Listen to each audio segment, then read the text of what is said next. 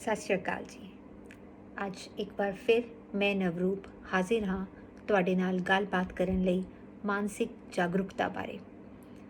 ਅੱਜ ਅਸੀਂ ਗੱਲ ਕਰਾਂਗੇ ਬੜੀ ਹੀ ਜਿਹੜੀ ਕਾਮਨ ਚੀਜ਼ ਹੈ ਜਿਹਦੇ ਬਾਰੇ, ਜੋ ਕਿ ਹੈ ਤਣਾਅ, ਚਿੰਤਾ, ਡਿਪਰੈਸ਼ਨ। ਡਿਪਰੈਸ਼ਨ ਇੱਕ ਐਸਾ ਸ਼ਬਦ ਹੈ ਜਿਹੜਾ ਅਸੀਂ ਪਿਛਲੇ ਥੋੜ੍ਹੇ ਸਮੇਂ 'ਚ ਬਹੁਤ ਹੀ ਸੁਣਿਆ, ਖਾਸ ਕਰ ਜਦ ਦਾ ਕੋਵਿਡ ਹੋਇਆ ਤਾਂ ਤੇ ਇਹ ਸ਼ਬਦ ਜੋ ਹੈ ਹਰ ਦੂਜਾ ਬੰਦਾ ਹੀ ਇਸਤੇਮਾਲ ਕਰਦਾ ਅਤੇ ਕਹਿੰਦਾ ਮੈਂ ਡਿਪਰੈਸਿਵ ਫੀਲ ਕਰ ਰਿਹਾ, ਮੈਨੂੰ ਡਿਪਰੈਸ਼ਨ ਹੋ ਗਿਆ। ਅਤੇ ਅੱਜ ਅਸੀਂ ਗੱਲ ਕਰਾਂਗੇ ਕਿ ਇਹ ਡਿਪਰੈਸ਼ਨ ਹੁੰਦਾ ਕੀ ਹੈ। ਇਹ ਉਦਾਸੀ, ਇਹ ਚਿੰਤਾ, ਇਹ ਤਣਾਅ, ਇਹ ਜਿਹੜੇ ਭਾਵ ਆਉਂਦੇ ਨੇ, ਇਹ ਹੁੰਦਾ ਕੀ ਹੈ, ਇਹਦੇ ਲੱਛਣ ਕੀ ਹੁੰਦੇ ਨੇ। ਥੋੜ੍ਹਾ ਬਹੁਤਾ ਉਦਾਸ ਹੋਣਾ ਜ਼ਿੰਦਗੀ 'ਚ ਸੁਭਾਵਿਕ ਹੈ, ਉਹ ਸਾਡੀ ਹਿਊਮਨ ਨੇਚਰ ਹੈ। ਪਰ ਅਸੀਂ ਅਗਰ ਬਹੁਤ ਜ਼ਿਆਦਾ ਉਦਾਸ ਰਹਿੰਦੇ ਹਾਂ ਅਤੇ ਉਹ ਜਿਹੜੀ ਉਦਾਸੀ ਹੈ ਉਹ ਸਾਡੀ ਰੋਜ਼ਮर्रा ਦੀ ਜ਼ਿੰਦਗੀ 'ਚ ਇੰਟਰਫੇਅਰ ਕਰ ਰਹੀ ਹੈ ਅਤੇ ਤੁਹਾਨੂੰ ਤੰਗ ਕਰ ਰਹੀ ਹੈ ਅਤੇ ਤੁਸੀਂ ਰੋਜ਼ਮर्रा ਦੇ ਆਪਣੇ ਕੰਮ ਵੀ ਨਹੀਂ ਕਰ ਪਾ ਰਹੇ, ਤਾਂ ਉਹ ਡਿਪਰੈਸ਼ਨ ਹੋ ਜਾਂਦਾ ਹੈ। ਡਿਪਰੈਸ਼ਨ ਦੇ ਕੁਝ ਲੱਛਣ ਹੁੰਦੇ ਨੇ, ਜਿਹੜੇ ਕਿ ਸਭ ਤੋਂ ਪਹਿਲਾ ਹੈ ਕਿ ਹਮੇਸ਼ਾ ਉਦਾਸ ਰਹਿਣਾ, ਜੀ ਨਹੀਂ ਲੱਗਣਾ, ਕਿਸੇ ਵੀ ਕੰਮ ਵਿੱਚ ਜੀ ਨਹੀਂ ਲੱਗਣਾ। ਜੋ ਕਿ ਸਾਨੂੰ ਕੰਮ ਪਹਿਲੇ ਅੱਛੇ ਲੱਗਦੇ ਸੀ, ਜਿਵੇਂ ਗੁਰਦੁਆਰੇ ਜਾਣਾ ਜਾਂ ਸੰਗਤ ਕਰਨਾ ਜਾਂ ਨਿਤਨੇਮ ਕਰਨਾ ਜਾਂ ਕਿਤੇ ਆਪਣੇ ਸੰਗੀ ਸਾਥੀਆਂ ਨਾਲ ਬਹਿ ਕੇ ਕੁਝ ਗੱਲਾਂ ਬਾਤਾਂ ਕਰਨਾ ਜਾਂ ਕੋਈ ਸਿਲਾਈ ਬੁਣਾਈ ਕਰਨਾ ਜਾਂ ਖਾਣਾ ਬਣਾਉਣਾ ਜਾਂ ਕਿਤੇ ਬਾਹਰ ਜਾਣਾ, ਇਹ ਸਾਰੇ ਕੰਮਾਂ 'ਚ ਜਿਹਦੇ 'ਚ ਸਾਡਾ ਮਨ ਲੱਗਦਾ ਸੀ ਹੁਣ ਲੱਗਦਾ ਨਹੀਂ। ਅਸੀਂ ਉਹ ਕੰਮ ਕਰਨਾ ਨਹੀਂ ਚਾਹੁੰਦੇ, ਅਸੀਂ ਘਰੇ ਬਹਿਣਾ ਚਾਹੁੰਦੇ ਹਾਂ, ਅਸੀਂ ਕਿਸੇ ਨੂੰ ਮਿਲਣਾ ਨਹੀਂ ਚਾਹੁੰਦੇ। ਦੂਜੀ ਜਿਹੜੀ ਚੀਜ਼ ਆਉਂਦੀ ਹੈ ਇਹਦੇ 'ਚ ਥੋੜ੍ਹਾ ਜਿਹਾ ਬਦਲਾਓ ਸਾਡੇ ਖਾਣ ਪੀਣ 'ਚ ਆ ਜਾਂਦਾ ਹੈ। ਜਾਂ ਤਾਂ ਅਸੀਂ ਬਿਲਕੁਲ ਹੀ ਖਾਣਾ ਪੀਣਾ ਬੰਦ ਕਰ ਦਿੰਦੇ ਹਾਂ, ਬਹੁਤ ਘੱਟ ਖਾਂਦੇ ਹਾਂ, ਉਹਦੇ ਕਰਕੇ ਸਾਡਾ ਵੇਟ ਵੀ ਗਿਰ ਜਾਂਦਾ ਹੈ, ਵਜ਼ਨ ਵੀ ਗਿਰ ਜਾਂਦਾ ਹੈ। ਕਦੀ ਕਦੀ ਬਹੁਤ ਭੁੱਖ ਲੱਗਦੀ ਹੈ, ਅਸੀਂ ਖਾਂਦੇ ਹਾਂ ਅਤੇ ਰੁਕ ਹੀ ਨਹੀਂ ਸਕਦੇ, ਅਤੇ ਥੋੜ੍ਹੇ ਜਿਹੇ ਬਦਲਾਓ ਸਾਡੇ ਖਾਣ ਪੀਣ 'ਚ ਆ ਜਾਂਦੇ ਨੇ, ਜਿਹੜੇ ਕਿ ਘੱਟ ਵੀ ਹੋ ਸਕਦਾ ਹੈ, ਜ਼ਿਆਦਾ ਵੀ ਹੋ ਸਕਦਾ ਹੈ। ਇਸੀ ਤਰੀਕੇ ਥੋੜ੍ਹਾ ਬਦਲਾਓ ਸਾਡੀ ਨੀਂਦ 'ਚ ਆ ਜਾਂਦੇ ਨੇ। ਇਹ ਵੀ ਡਿਪਰੈਸ਼ਨ ਦਾ ਇੱਕ ਬਹੁਤ ਹੀ ਮਹੱਤਵਪੂਰਨ ਲੱਛਣ ਹੈ। ਜਦ ਅਸੀਂ ਕਹਿੰਦੇ ਹਾਂ ਨੀਂਦ, ਤੇ ਕਈ ਵਾਰੀ ਤੇ ਬਿਸਤਰੇ ਤੋਂ ਉੱਠਿਆ ਹੀ ਨਹੀਂ ਜਾਂਦਾ, ਸਵੇਰੇ ਸਾਡਾ ਉੱਠਣ ਦਾ ਮਨ ਹੀ ਨਹੀਂ ਕਰਦਾ, ਅਸੀਂ ਬਿਸਤਰੇ 'ਚ ਸੌਂਦੇ ਹੀ ਰਹਿੰਦੇ ਹਾਂ, ਪੂਰਾ ਦਿਨ ਬਿਸਤਰੇ 'ਚ ਹੀ ਲਗਾ ਦਿੰਦੇ ਹਾਂ। ਅਤੇ ਕਈ ਵਾਰੀ ਨੀਂਦ ਪੈਂਦੀ ਹੀ ਨਹੀਂ ਹੈ, ਜਿਵੇਂ ਤੁਹਾਡੀ ਰਾਤੀ ਨੀਂਦ ਖੁੱਲ੍ਹੀ ਹੈ 12-1 ਵਜੇ ਜਾਂ 2 ਵਜੇ, ਤਾਂ ਉਸ ਤੋਂ ਬਾਅਦ ਤੁਸੀਂ ਸੋ ਹੀ ਨਹੀਂ ਪਾਏ ਹੋ, ਅਤੇ ਨੀਂਦ 'ਚ ਬਦਲਾਅ ਆਉਣਾ ਜਾਂ ਬਹੁਤੀ ਜ਼ਿਆਦਾ ਨੀਂਦ ਆਉਣੀ ਜਾਂ ਫਿਰ ਬਿਲਕੁਲ ਹੀ ਨੀਂਦ ਉੜ ਜਾਣੀ, ਇਹ ਵੀ ਡਿਪਰੈਸ਼ਨ ਦਾ ਲੱਛਣ ਹੈ, ਉਦਾਸੀ ਦਾ ਲੱਛਣ ਹੈ। ਉਸ ਤੋਂ ਬਾਅਦ ਜਿਹੜੀ ਇੱਕ ਬਹੁਤ ਹੀ ਮਹੱਤਵਪੂਰਨ ਇਹਦਾ ਲੱਛਣ ਹੈ, ਉਹ ਹੈ ਸੋਚ 'ਚ ਬਦਲਾਅ ਆ ਜਾਣਾ। ਸੋਚ 'ਚ ਬਦਲਾਅ ਦਾ ਮਤਲਬ ਕੀ ਹੈ? ਨਿਰਾਸ਼ਾਵਾਦੀ ਹੋ ਜਾਣਾ। ਹਰ ਚੀਜ਼ ਤੁਸੀਂ ਇਹ ਸੋਚਣਾ ਕਿ ਇਹ ਚੀਜ਼ ਤੇ ਮੇਰੇ ਮੁਤਾਬਿਕ ਕਦੀ ਹੋਏਗੀ ਹੀ ਨਹੀਂ। ਨਿਰਾਸ਼ਾਵਾਦੀ ਹੋ ਜਾਣਾ, ਨਿਰਾਸਰਾ ਮਹਿਸੂਸ ਕਰਨਾ ਕਿ ਸਾਡਾ ਤੇ ਕੋਈ ਆਸਰਾ ਹੀ ਨਹੀਂ ਹੈ, ਅਸੀਂ ਇਸ ਦੁਨੀਆ 'ਚ ਬਿਲਕੁਲ ਹੀ ਇਕੱਲੇ ਹਾਂ, ਅਸੀਂ ਕਿਸੇ ਦੀ ਸ਼ਕਲ ਨਹੀਂ ਦੇਖ ਸਕਦੇ, ਕਿਸੇ 'ਤੇ ਵਿਸ਼ਵਾਸ ਨਹੀਂ ਕਰ ਸਕਦੇ, ਕਿਸੇ ਦਾ ਆਸਰਾ ਨਹੀਂ ਲੈ ਸਕਦੇ।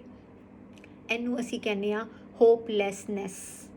ਇਹ ਮਹਿਸੂਸ ਹੋਣਾ ਕਿ ਮੈਂ ਬਿਲਕੁਲ ਹੀ ਨਿਰਾਸਰਾ ਹੋ ਗਈ ਹਾਂ, ਇਹ ਵੀ ਡਿਪਰੈਸ਼ਨ ਦਾ ਲੱਛਣ ਹੈ।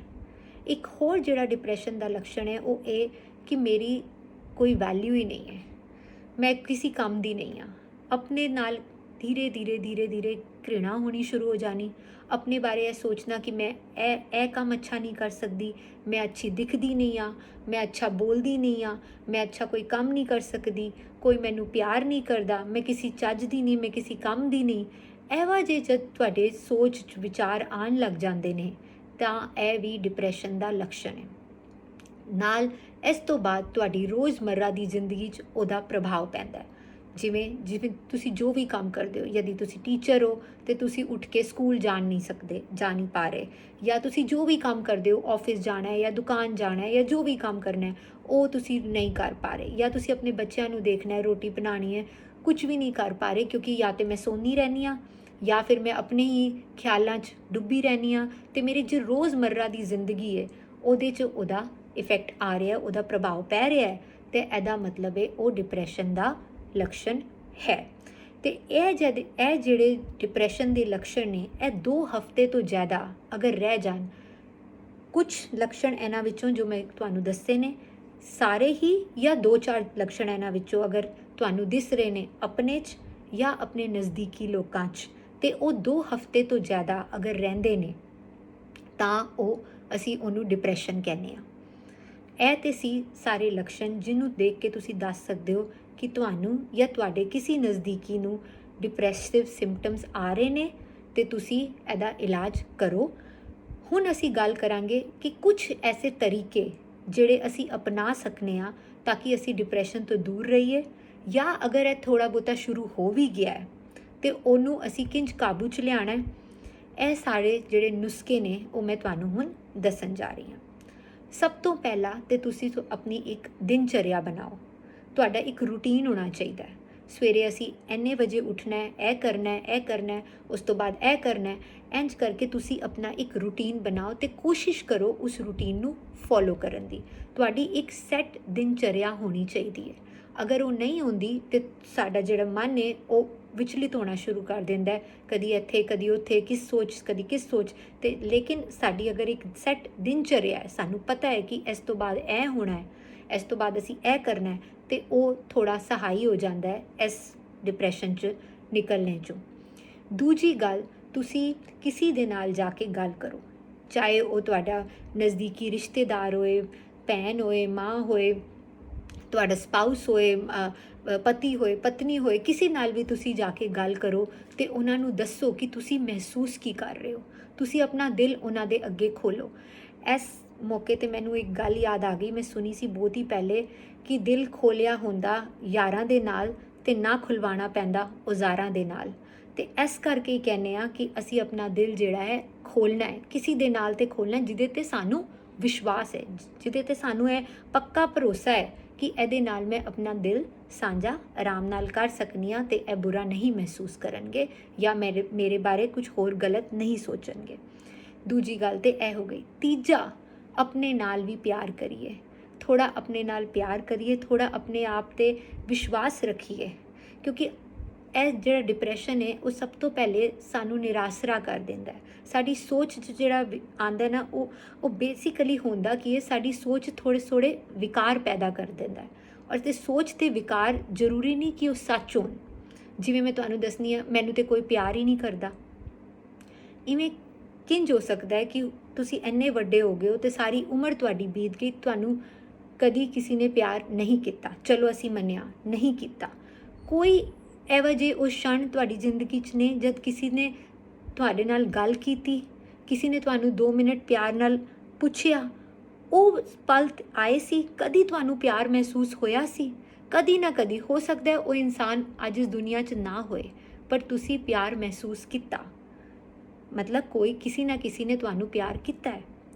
ਦੂਜਾ ਮੈਂ ਇੱਕ ਐਗਜ਼ਾਮਪਲ ਦੇਵਾਂਗੀ। ਕਦੀ ਇੰਝ ਹੁੰਦਾ ਹੈ, ਅਸੀਂ ਗੁਰਦੁਆਰੇ ਜਾਂਦੇ ਹਾਂ, ਅਸੀਂ ਕਿਸੇ ਨੂੰ ਸਤਿ ਸ੍ਰੀ ਅਕਾਲ ਕਰਨੇ ਆ ਤੇ ਸਾਹਮਣੇ ਵਾਲਾ ਅੱਗੋਂ ਨਿਕਲ ਜਾਂਦਾ ਹੈ ਤੇ ਅਸੀਂ ਕਹਿੰਦੇ ਹਾਂ ਕੀ ਗੱਲ ਹੋ ਗਈ, ਮੇਰੇ ਤੋਂ ਨਾਰਾਜ਼ ਨੇ, ਕਿ ਮੈਂ ਕੋਈ ਗਲਤ ਗੱਲ ਤੇ ਨਹੀਂ ਕਹਿਤੀ ਇਹਨਾਂ ਨੂੰ, ਹੋਇਆ ਕੀ ਹੈ? ਅਸੀਂ ਆਪਣੇ ਮਨ 'ਚ ਉਹ ਸੋਚਣਾ ਸ਼ੁਰੂ ਕਰ ਦਿੰਦੇ ਹਾਂ ਫਟਾਫਟ ਕਿ ਕਿੱਥੇ ਮੇਰੀ ਗਲਤੀ ਤੇ ਨਹੀਂ ਹੈ, ਕਿੱਥੇ ਕੋਈ ਮੈਂ ਗਲਤ ਕੰਮ ਤੇ ਨਹੀਂ ਕੀਤਾ। ਇਹ ਵੀ ਸੋਚ ਦਾ ਵਿਕਾਰ ਹੈ। ਜਦ ਤੁਹਾਨੂੰ ਪਤਾ ਹੈ ਤੁਸੀਂ ਕੋਈ ਗਲਤ ਕੰਮ ਨਹੀਂ ਕੀਤਾ, ਜਦ ਤੁਹਾਨੂੰ ਪਤਾ ਹੈ ਕਿ ਕੋਈ ਇਹੋ ਜਿਹੀ ਗੱਲ ਹੋਈ ਨਹੀਂ, ਪਰ ਅਸੀਂ ਉਸ ਨੂੰ ਸੋਚ ਕੇ ਪੂਰੀ ਰਾਤ ਅਗਰ ਜਾਗਦੇ ਰਹੀਏ ਤੇ ਪਰੇਸ਼ਾਨ ਹੁੰਦੇ ਰਹੀਏ।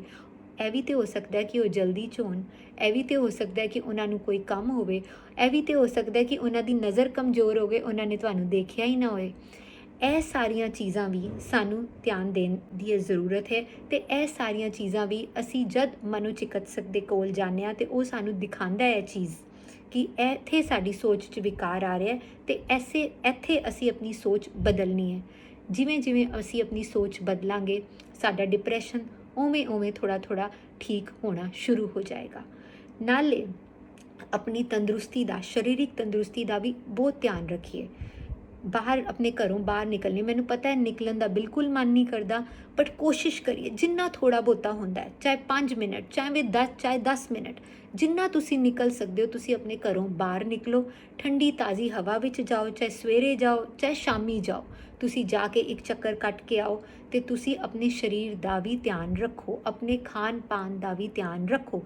ਨਾਲ ਹੋ ਸਕੇ ਤੇ ਕਿਸੇ ਦਾ ਸਾਥ ਹਮੇਸ਼ਾ ਰੱਖੋ, ਕਿਉਂਕਿ ਕਦੀ ਇੰਝ ਹੁੰਦਾ ਹੈ ਕਿ ਜਦ ਅਸੀਂ ਉਹ ਜੀ ਸੋਚ ਵਿੱਚ ਹੁੰਦੇ ਹਾਂ ਤੇ ਸਾਨੂੰ ਲੱਗਦਾ ਕਿ ਸਾਡਾ ਇਸ ਦੁਨੀਆ 'ਚ ਕੋਈ ਨਹੀਂ ਹੈ ਤੇ ਜਦ ਉਹ ਸੋਚ ਥੋੜ੍ਹੀ ਜਿਹੀ ਵੱਧ ਜਾਂਦੀ ਹੈ ਤੇ ਉਹ ਖੁਦਕੁਸ਼ੀ ਦੇ ਖਿਆਲ ਵੀ ਆਉਣੇ ਸ਼ੁਰੂ ਹੋ ਜਾਂਦੇ ਨੇ ਕਿ ਮੇਰਾ ਤੇ ਜੀਣ ਦਾ ਕੋਈ ਮਤਲਬ ਹੀ ਨਹੀਂ, ਮੇਰੇ ਜੀਵਨ ਹੀ ਬੇਕਾਰ ਹੈ।